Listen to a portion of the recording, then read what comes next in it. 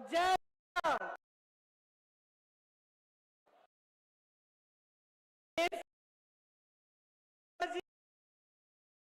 श्री पटोले जी, एटीवार जी, श्री किरसान साहिब जी, श्री राजेश, श्री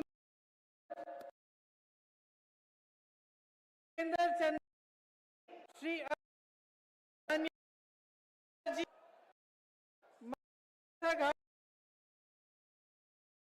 पोरेती जी,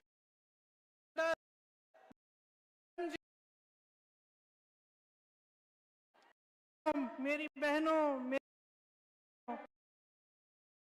आप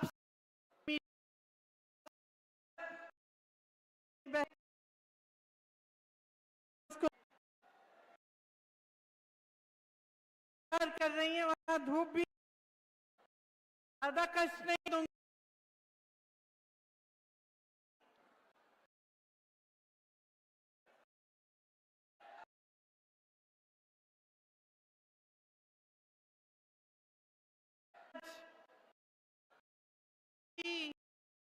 सावित्रीबाई फूले जी, साहू जी महाराज जी की धरती है। महान बिरसा की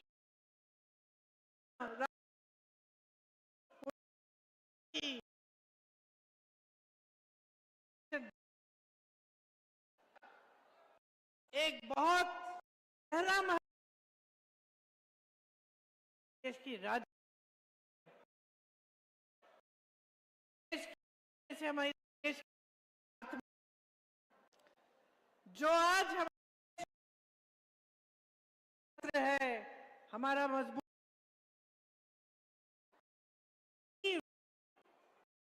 की के कार्यशैली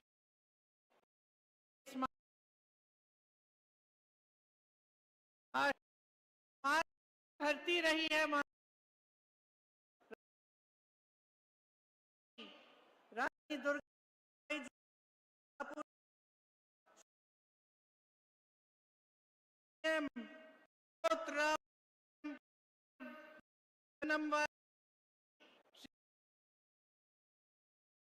नायक जी, इन सब है। मैं तैयार कर रही, मैं सोची कि इतने सारे महान आप की गिनती भी नहीं हो, और अगर सबके तो मैं कम से कम 5 मिनट के लिए सिर्फ उन महापुरुषों पढ़ती जिन्होंने हमारी आजादी में की लड़ाई में भूमिका दी, जिनके संघर्ष आज है। तो ये आपकी धरती है, इसने दर्शन दिया है पूरे देश को, हमेशा नींव डाली है देश के संविधान की, के विरोध विचारधारा की धरती है। समानता, एकजुटता यहीं से उभरी है। आप सब जानते हैं यहाँ के संतों ने एकजुटता की बात की, और हमारे देश की जो राजनीति है वह भी उसी एकजुटता पर ही बनी है। ये देश एक रहेगा तभी हम अच्छी तरह से आगे बढ़ पाएंगे। कभी भेदभाव नहीं हुआ, कभी सरकारों ने ये नहीं कहा कि भाई हम सिर्फ एक प्रदेश का करेंगे या सिर्फ एक इलाके का विकास करेंगे, क्योंकि जितने भी नेता रहे उन सब नेताओं ने हमेशा सोचा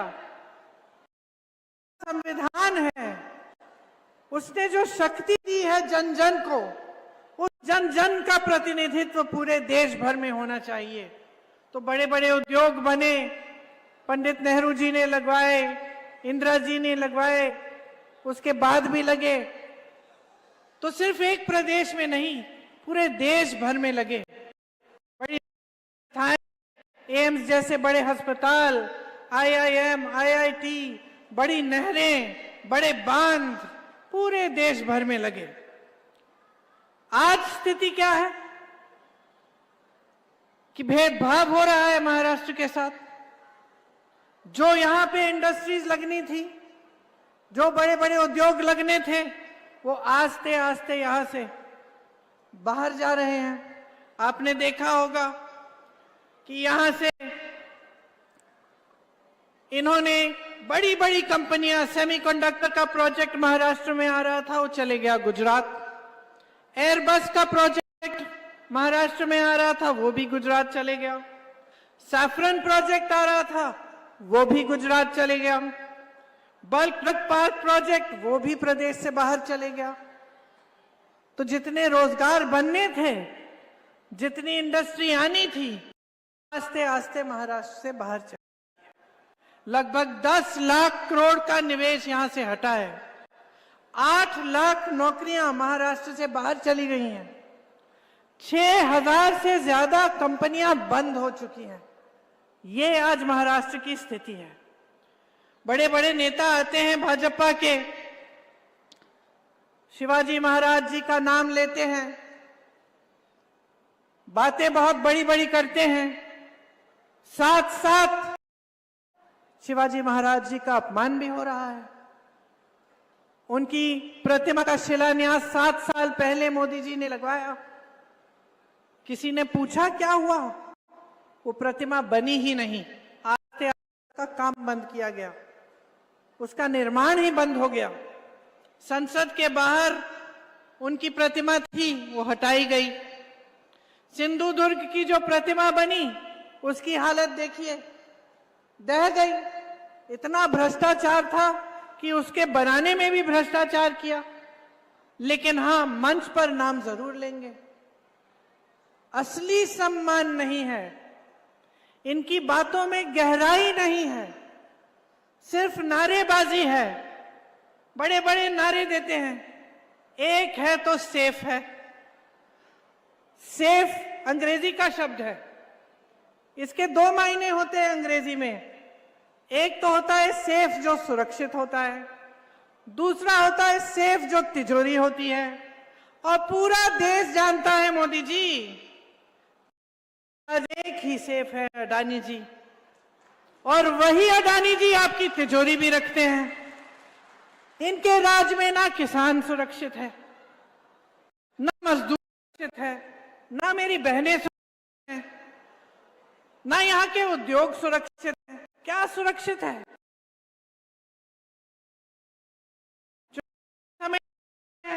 बड़ी बड़ी बातें करते हैं, चुनाव के बाद कुछ होता नहीं है।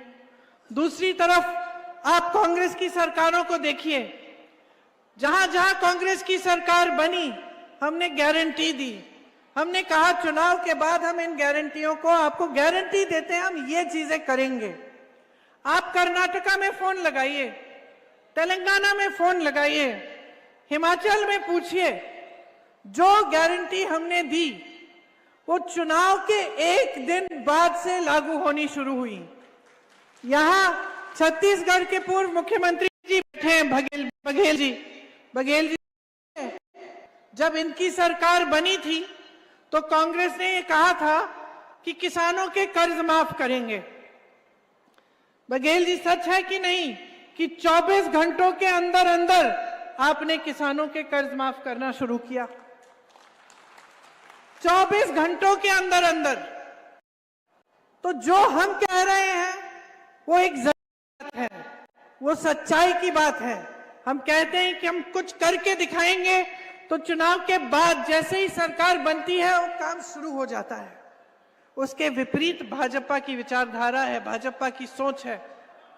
ये सोचते हैं कि यहां मंचों पर कुछ भी कह सकते हैं, लेकिन कुछ करने की जरूरत नहीं है, उस पे खरा उतरने की जरूरत नहीं है, कि कोई जवाबदेही है ही नहीं जनता के प्रति, कि जब चुनाव आएगा तो हम ऐसे ही नारे दे देंगे, जनता का जो ध्यान है उसको बांट देंगे, इधर उधर कर देंगे, धर्म के आधार पर कुछ कह देंगे, जाति के आधार पर कुछ कह देंगे, जनता के जज्बात ऊपर उभर जाएंगे, जनता का ध्यान भटक जाएगा और हम चुनाव जीत जाएंगे।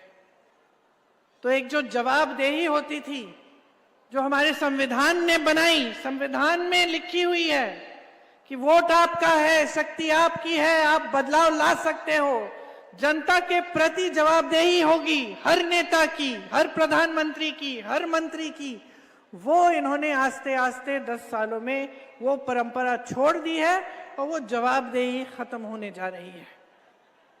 क्योंकि जब राजनीति की जो दिशा है वो इस तरह से बदल जाती है कि वो आपकी समस्याओं की बात नहीं करती, वो जो आपकी सच्चाई है, जो आप जी रहे हैं, जो आपका संघर्ष है, उसके बारे में चर्चा नहीं होती। चर्चा होती है तो आपके ध्यान भटकाने वाली चर्चा होती है। तब यही होता है कि नेता सोचता है कि कोई बात नहीं, हमें काम करने की जरूरत नहीं है, हम तो बस चुनाव के समय कुछ भी कह देंगे, चुनाव जीत जाएंगे। तो ये बहुत गलत परंपरा है। आज देखिए आपके कितने संघर्ष हैं। मेरी बहनें यहाँ बैठी हैं, आप मेहनत करती हो अपने बच्चों को बड़ा करने के लिए। अभी यहाँ धूप में बैठी हो, घर जाओगी, खाना पकाओगी, जो खेती में काम करता है खेती में जाएगी, काम करेगी, फिर भी घर आके काम करेगी, बच्चों की परवरिश देखनी है, परिवार के सब सदस्य ठीक है कि नहीं, कोई बीमार तो नहीं है, सब कुछ देखना है। सबसे ज्यादा मेहनत महिला करती है, सबसे ज्यादा मेहनत, सबसे ज्यादा संघर्ष। और देखो परेशानियां कितनी हैं आज, महंगाई कितनी बढ़ा दी है इन्होंने। 10 सालों में इतनी महंगाई बढ़ गई है कि आज आप त्योहार भी खुशी से नहीं मना सकते।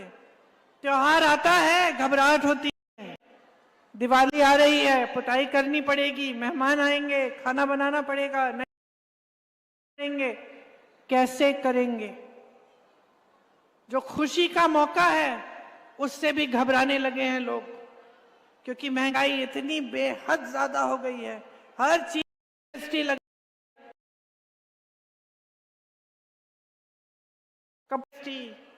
जो छोटे छोटे दुकानदार हैं, जो छोटे छोटे बिजनेस चलाते हैं, उनके नाक में दम कर दिया है, कोई कमा नहीं पा रहा है, बेरोजगारी चरम पे है, को पढ़ाते हो।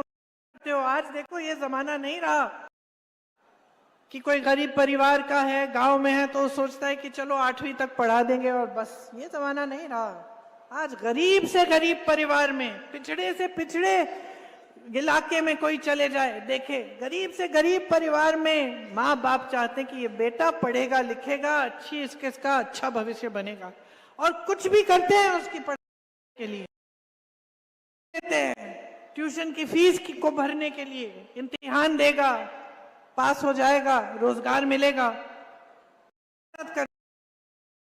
भविष्य क्या है आज नौजवानों के लिए?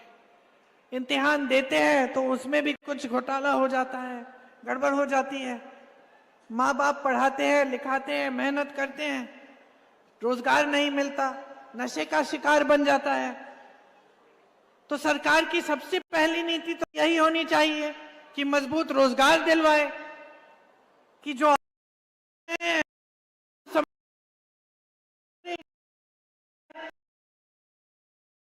नीति ये है कि जो देश का है वो सब एक आदमी को पकड़ा दो। देश के बंदरगाह, देश के हवाई अड्डे, देश की बड़ी बड़ी कंपनियां, इन सब से मिलता था, ये सब अडानी जी को दे दिए। आपकी जमीनें देने जा रहे हैं। छत्तीसगढ़ में पूछिए कितनी जमीन खा गए हैं आदिवासियों के, आपके हक जा रहे हैं और आपको रोजगार नहीं मिल रहा है।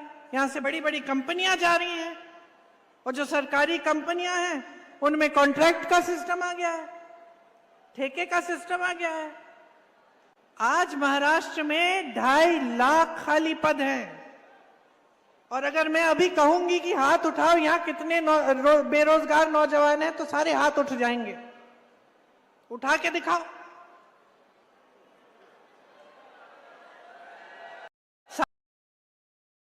जूझ रही है,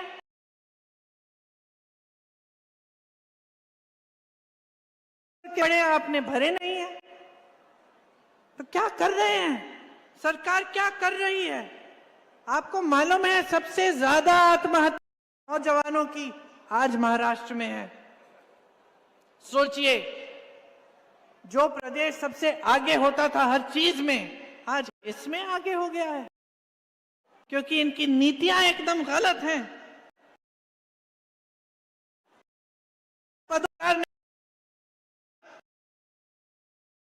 महंगाई से आप जूझ रहे हैं, तड़प रहे हैं कि कोई राहत मिले। बेरोजगारी से आप जूझ रहे हैं, और सरकार क्या करती है? 2.5 सालों से इनकी सरकार रही है, और 10 सालों से ज्यादा हो गए हैं केंद्र में। महाराष्ट्र में 2.5 साल हो गए हैं जब से इन्होंने सरकार चुराई आपकी। और क्या किया इन्होंने? कुछ नहीं। अब चुनाव आने लगा, बहनों ध्यान से सुनो, ध्यान से सुनो। चुनाव आने लगा और 4 महीने पहले आपके लिए स्कीम निकाली है, लाडली स्कीम इनकी, जिससे आपको 1500 रुपए महीने दे रहे हैं। आप मुझे बताओ, 2.5 साल से इनकी सरकार रही है, 2.5 साल से कहां थे? आप जानती हैं, सोचिए,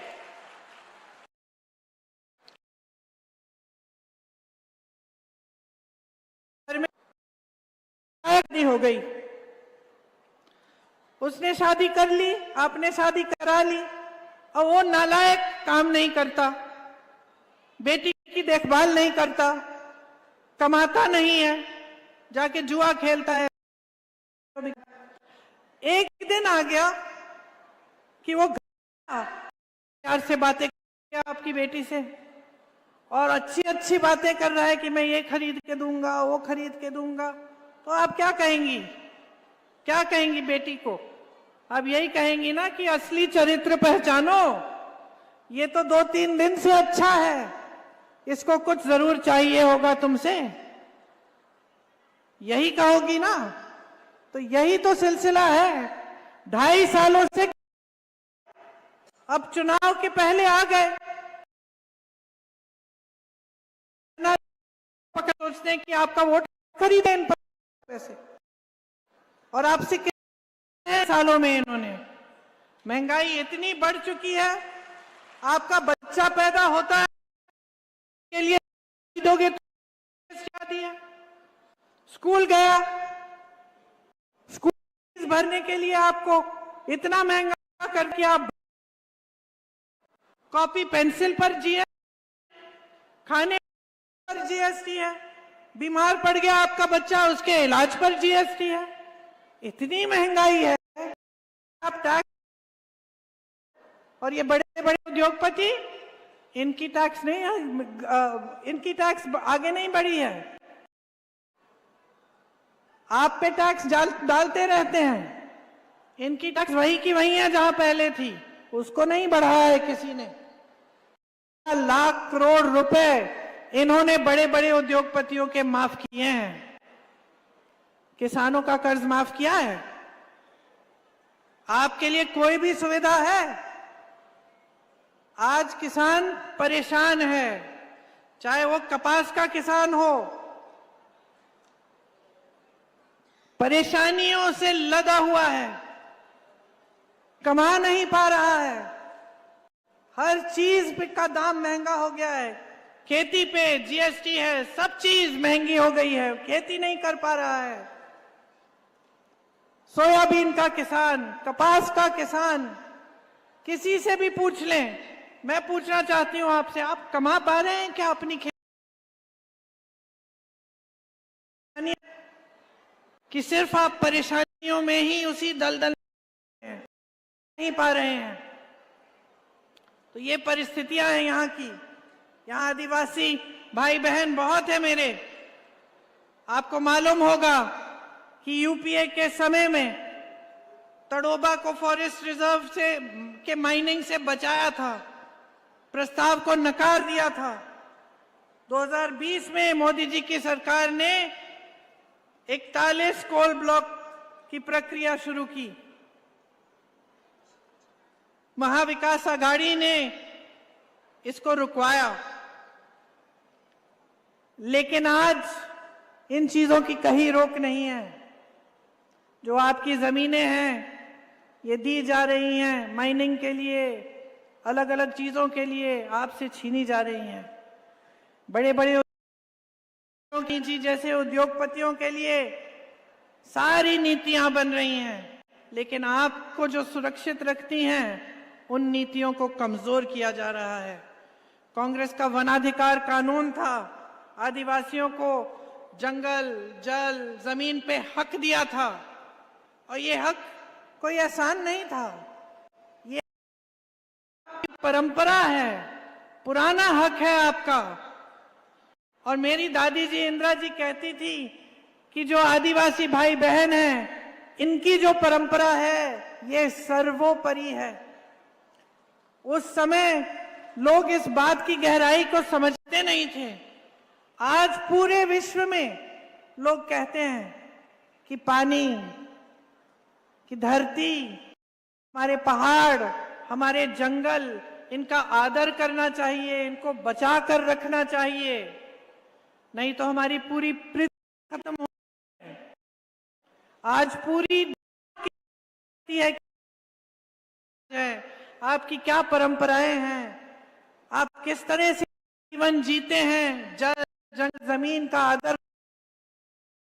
उस समय इंदिरा जी समझ गई थी, इसीलिए उनका जो नाता है आपसे वो एक बहुत गहरा पुराना नाता था, और उसी समझ पर ये कांग्रेस पार्टी की नीतियां बनी। आपको सुरक्षित, ऐसा कानून भी बना आपको सुरक्षित, आपके हक को सुरक्षित रखने के लिए। आज ये सारे कमजोर किए जा रहे हैं। महाराष्ट्र वासियों ने FRA के क्लेम लगाए हैं, 2 लाख क्लेम इसमें से रिजेक्ट हो गए हैं, वापस कर दिए गए हैं। पूरे देश में 22 लाख आदिवासियों की जमीन पे क्लेम है, वो नकार दी गई है। तो आपका जमीन पे जो आपका हक है वो कमजोर किया जा रहा है। मुझे मालूम है कि यहाँ पे सिकल सेल एनीमिया जो है उसकी वजह से काफी परेशानियां हैं आपकी। महाराष्ट्र में 16,000 से ज्यादा मरीज और ज्यादातर आदिवासी समुदाय के हैं। 4,000 मरीज अकेले गढ़चिरौली के हैं। स्वास्थ्य सुविधाएं बदहाल हैं। ये बड़ी बड़ी बातें जो मोदी जी, उनके मंत्री जी करते हैं आपके सामने, ये सिर्फ बातें ही रह गई। स्वास्थ्य की बात है, शिक्षा की बात है, बेरोजगारी की बात है, महंगाई की बात है, तो कोई काम नहीं हो रहा है। मैंने देखा और बहुत दुख हुआ इसे देख के कि मेरे एक आदिवासी भाई अपने बेटे की लाश को 15 किलोमीटर हाथों में लेके चले। अब आप सोचिए बहनें, हम सब माँ हैं, सबके बच्चे, आप सोचिए कि किसी पे की ऐसी परिस्थिति बन गई, इतनी मुश्किलें लद गई उन पर कि उनकी ये परिस्थिति बनी कि ना एम्बुलेंस मिल रही है, ना स्वास्थ्य की कोई सेवा मिल रही है, अपने बच्चे की लाश को 15 किलोमीटर हाथ में उठा के चल रहा है। और मोदी जी कहते हैं तब सरकारें और थी, आज मोदी है। हाँ, आज मोदी जी हैं और ये परिस्थितियां हैं आपकी, ये समस्याएं हैं इतनी गहरी, इतनी गंभीर कि सामना कर नहीं पा रहे हैं आप। घबराहट हो रही है, फिर से हम जाएंगे, काम करेंगे खेती में, क्या पता कमा पाएंगे कि नहीं कमा पाएंगे। ये परिस्थितियां बन गई हैं आपकी। यहाँ पे सिंचाई और खाद की भी बड़ी समस्या है। मैंने सुना है कि सड़कें भी बहुत खराब हैं, पर्याप्त बिजली आपको नहीं मिल रही है, और जो वन पर आधारित जो रोजगार हैं जो पहले आपको मिलते थे वो अब नहीं मिल रहे हैं। स्कूल नहीं है, अस्पताल नहीं है ढंग के, तो आगे भविष्य क्या है इस सदी में 2024 में, जबकि जैसे मैंने कहा सब चाहते हैं कि अपने बच्चे बड़े हों, पढ़ें लिखें। ये परिस्थितियां बनी हुई हैं आपकी। यहाँ के मेरे बंगाली भाई बहन जिनको 1971 में इंदिरा जी ने जिनका पुनर्वास कराया, आज उनकी भी बड़ी समस्याएं हैं। और हम चाहते हैं कि आपकी भी समस्याएं पर ध्यान हो, और अगर हमारी सरकार आए तो हम आप सबको मदद कर पाएं। मैंने किसानों का जिक्र किया था, आपको याद होगा कि कपास का रेट कितना होता था कांग्रेस के समय में, 8,000 रुपए मिलते थे, अभी 6,000 रुपए हैं। कपास का आयात करके आपके कपास का दाम घटाया है। ये हैं इनकी नीतियां। 10 सालों से सोयाबीन का रेट का जो दाम है वो बढ़ा नहीं है। कांग्रेस के समय में 7,000 8,000 रुपए होता था, आज 4,100 रुपए है। तो आप ही सोचिए कि आगे बढ़ने के बजाय आप पीछे हट रहे हैं। किसानों की कमाई बढ़नी चाहिए, समय के साथ वो घटती चली जा रही है। प्याज का निर्यात बैन कर दिया, बैन हटाया क्योंकि आप लोगों ने कहा कि ये ठीक नहीं है, बैन हटाया, एक्सपोर्ट ड्यूटी लगा दी, 50 लाख टन फसल बर्बाद हुआ। दूध के उत्पादक जो किसान हैं उनको सही दाम नहीं मिलता। संतरे के निर्यात पर ड्यूटी बढ़ा दी। खेती का सामान सब महंगा हो गया है, आज हर चीज पे जीएसटी है। तो आप बताइए आगे कैसे बढ़ेंगे। मेरे भाई राहुल गांधी जी ने एक यात्रा की, न्याय यात्रा थी। उन्होंने कहा कि देश के हर एक इंसान के लिए न्याय होना चाहिए। कश्मीर से कन्याकुमारी से कश्मीर तक यात्रा की, मणिपुर से मुंबई तक यात्रा की, और यही कहते गए कि हमें न्याय दिलवाना है जनता को, कि जाति जनगणना होनी चाहिए जिससे देश में पता चले कि सबकी क्या संख्या है और आरक्षण सही ढंग से दिए जाए। उन्होंने कहा कि आरक्षण पर जो 50% सीमा है वो हटनी चाहिए। हर रोज कह रहे हैं, देश के एक कोने से दूसरे कोने तक यात्रा करते हैं इसको कहने के लिए। और मोदी जी क्या कहते हैं? कहते हैं कि राहुल जी आरक्षण के खिलाफ हैं। आप सोचिए कितना बड़ा झूठ कह देते हैं आपके सामने। सोचते हैं कि आप देख नहीं रहे हैं कि कौन लड़ रहा है इस आरक्षण की 50% सीमा हटाने के लिए, कौन लड़ रहा है जाति जनगणना के लिए। मैं मोदी जी को चुनौती देती हूं कि मंच पे खड़े होकर एक बार कह दें कि जाति जनगणना करेंगे। एक बार कह दें कि ये जो 50% की सीमा है आरक्षण की वो हटा देंगे। हिम्मत करें। मेरे भाई का एक मंत्र है, डरो मत। मोदी जी डरिए मत, हिम्मत करिए, कह दीजिए कि आपकी सच्चाई क्या है, कि आप डरते हैं इस बात से कि आपने देखा कि जाति जनगणना के लिए कितना समर्थन था इस देश में कि आप चुनाव हारते हारते निकल आए। डर गए, इसीलिए बातें कर रहे हैं, वरना 10 सालों में आपने क्या किया है इसके बारे में। देखिए बहनों और भाइयों, बहुत समय हो गया है कि ये जो झूठी राजनीति है इसकी परंपरा चल रही है देश में। 11 सालों से आप देख रहे हैं, लगभग 11 साल होने वाले हैं, और 2.5 सालों से आपने यहां महाराष्ट्र में देखा, जो अपने आप को कहते हैं कि वो पाक हैं, कि भ्रष्ट नहीं है और सारी दुनिया भ्रष्ट है। उन्होंने क्या किया? उन्होंने आपकी बनी बनाई सरकार चुराई। आपने सरकार चुनी थी, अपने वोट की शक्ति से सरकार बनी थी, और मोदी जी और उनके लोगों ने घूस दे देकर, हजारों करोड़ रुपए दे देकर वो सरकार हटाई, सरकार बदली और एक नई सरकार बनाई। और आज सारी बातें बाहर निकल रही हैं कि उन चर्चाओं में भी अडानी जी बैठे थे। तो ये सरकारें बन किस लिए रही हैं? ये आपकी भलाई के लिए बन रही हैं कि इनके बिजनेस की भलाई के लिए बन रही हैं? ये आपकी भलाई और आपके भविष्य के लिए बन रही हैं, या खुद ये नेता अपने भविष्य को सुरक्षित रखने के लिए, सत्ता अपने हाथों में रखने के लिए, अपनी कुर्सियों के लिए बना रहे हैं? गहराई से सोचिए। आज एक चुनाव फिर से आपके सामने है और मैं सिर्फ आपको एक चीज कहना चाहती हूं, खास तौर से अपनी बहनों को, कि देखो, अपने बारे में सोचो। नेता आपके सामने आएगा, मंच पे कुछ भी कह देगा। आजकल जमाना ये है कि ये जो मीडिया है हमारे सामने, इनको भी खरीदा जा सकता है। बड़े बड़े उद्योगपतियों की मीडिया है,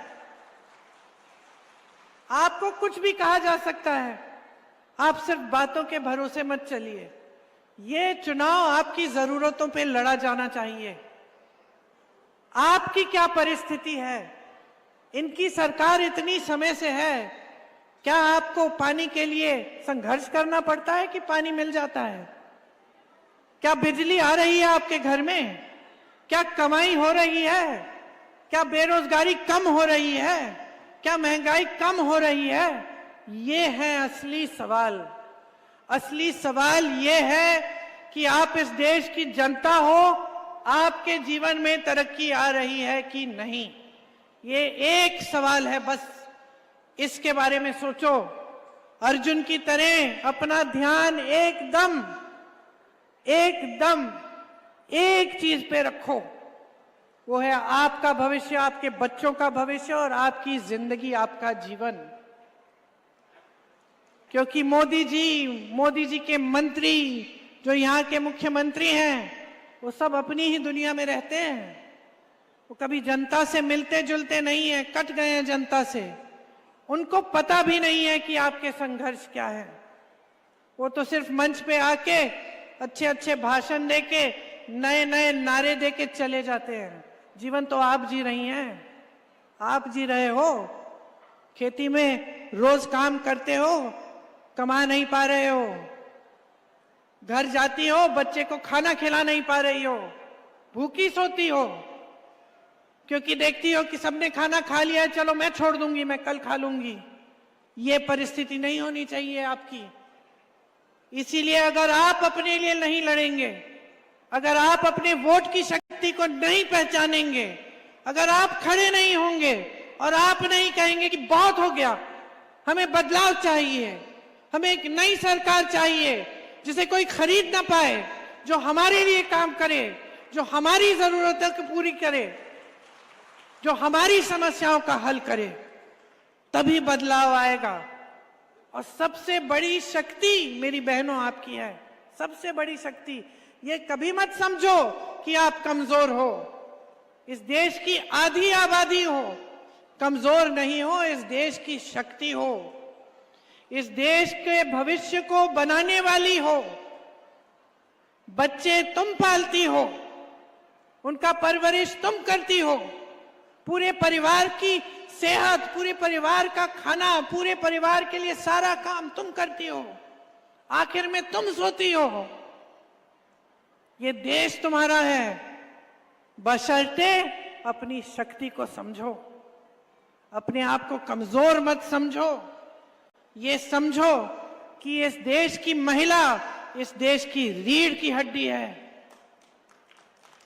जिस दिन खड़ी हो जाओगी और किसी के बहकावे में नहीं आओगी, जिस दिन कोई आपको बोले कि चुनाव के पहले लो 1500 रुपए लो, और उसके बहकावे में नहीं आओगी और उसके आधार पर वोट नहीं डालोगे, लेकिन अपने आधार पर वोट डालोगे कि अपना जीवन क्या है, कि अपने बच्चों की क्या परिस्थिति है, उस दिन से आपके जीवन में बदलाव आएगा। हमारी कुछ गारंटियां हैं महाविकास आघाड़ी की। उसमें हम कह रहे हैं कि हर महीने महिलाओं को 3000 रुपए देंगे, लेकिन हम चुनाव के आधार पर नहीं कह रहे हैं, हम आपके प्रति सम्मान के आधार पर कह रहे हैं। हम जानते हैं कि समाज का बोझ आप उठाती हो अपने कंधों पर, हम जानते हैं। इसीलिए हम कह रहे हैं कि 1500 काफी नहीं है, 3000 रुपए आपको मिलने चाहिए, और आपके पास छोटी सी अपनी रकम होनी चाहिए, जो जब आप खर्चना चाहें, जब आपको जरूरत पड़े, आपके हाथों में हो। और ये काम सरकार बनने के अगले दिन से शुरू होगा। इसका इंतजार नहीं होगा कि अगला चुनाव आएगा तो लो, थोड़ी सी मदद लो, क्योंकि हमारी सिर्फ नीति अच्छी नहीं है, हमारी नीयत भी साफ है। इसके साथ साथ 25 लाख की हम स्वास्थ्य बीमा देना चाहते हैं। राजस्थान में कांग्रेस की सरकार थी, 25 लाख का स्वास्थ्य बीमा वहां पे दिया गया, और मैं ऐसे लोगों से मिली जिनका कैंसर का ऑपरेशन, हार्ट का ऑपरेशन, बड़ी बड़ी जो बीमारियां थी, उनका पूरा इलाज मुफ्त में हुआ इस बीमा की वजह से। हम ये महाराष्ट्र में करना चाहते हैं ताकि जब कोई बीमार पड़े तो आपको घबराहट ना हो, आप जाने कि हाँ 25 लाख तक बीमा है, इलाज हो जाएगा। किसानों के लिए 3 लाख रुपए तक कर्ज माफ किया जाएगा। नियमित कर्ज चुकाने पर 50,000 रुपए का प्रोत्साहन मिलेगा। सोयाबीन का जो एमएसपी है, न्यूनतम समर्थन मूल्य, वो 7,000 रुपए प्रति क्विंटल होगा प्लस बोनस। कपास के लिए आपको सही दाम मिलेगा, और प्याज के लिए उचित दाम तय करने के लिए एक कमेटी बनाई जाएगी ताकि प्याज के लिए भी आपको उचित दाम मिले।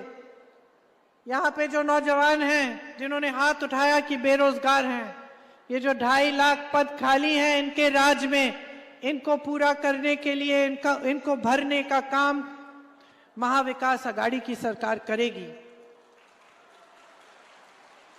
जो नौजवान बेरोजगार हैं उन्हें 4,000 रुपए प्रति माह बेरोजगारी भत्ता भी मिलेगा, ताकि जब तक नौकरी न मिल जाए तब तक कुछ सहूलियत हो, कुछ सहायता मिले। देखिए, मैंने स्पष्ट कहा काफी बार कि ये चुनाव आपकी समस्याओं के बारे में होना चाहिए। ये चुनाव जो है, ये आपके सम्मान, आपके अधिकार, आपके विकास का चुनाव है।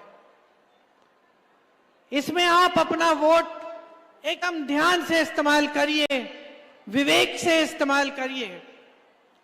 मैंने कहा कि हम लोगों की बातों में मत पड़िए। मैंने कहा देख लीजिए कि दूसरे प्रदेशों में कांग्रेस की सरकार क्या कर रही है, क्या ऐसी गारंटियां पूरी हो रही हैं कि नहीं, तभी वोट दीजिए। तो मैं सिर्फ एक चीज कहने आई हूं आपसे, जागरूक बनिए, सतर्क बनिए, किसी के बहकावे में मत आइए। ये वोट जो है ये आपका भविष्य बनाएगा। सोच समझ के महाविकास आघाड़ी के जो उम्मीदवार हैं उनको भारी से भारी बहुमत से जिताएं, ताकि ये समस्याएं दूर होनी शुरू हो, ताकि आपके बच्चों का भविष्य मजबूत होना शुरू हो, ताकि ये जो बड़ी बड़ी समस्याएं हैं, बेरोजगारी, ये महंगाई, ये किसानों की जो समस्याएं हैं, ये दूर हो। ऐसी सरकार बने जिसकी नीति आपके लिए बने, किसी बड़े उद्योगपति की खाल बचाने के लिए नहीं, लेकिन आपके भविष्य को मजबूत बनाने के लिए बने। आपने बहुत शांति से और ध्यान से मेरी बातें सुनी, इसके लिए मैं धन्यवाद देती हूं। और मेरी आशा है कि चुनाव के दिन आप इन बातों को याद रखेंगे कि ये चुनाव आपका चुनाव है, संविधान का चुनाव है, इस देश का चुनाव है, और आप इस देश के रखवाले हैं। जय हिंद। देश की आंधी प्रियंका गांधी, देश की आंधी प्रियंका गांधी, देश की आंधी प्रियंका गांधी। सन्माननीय या गडचिरोली जिल्ह्याच्या या जाहीर सभेला या देशाचं लाडकं नेतृत्व, बहुजनांचं बुलंद आवाज करण्यासाठी आगामी लोकसभा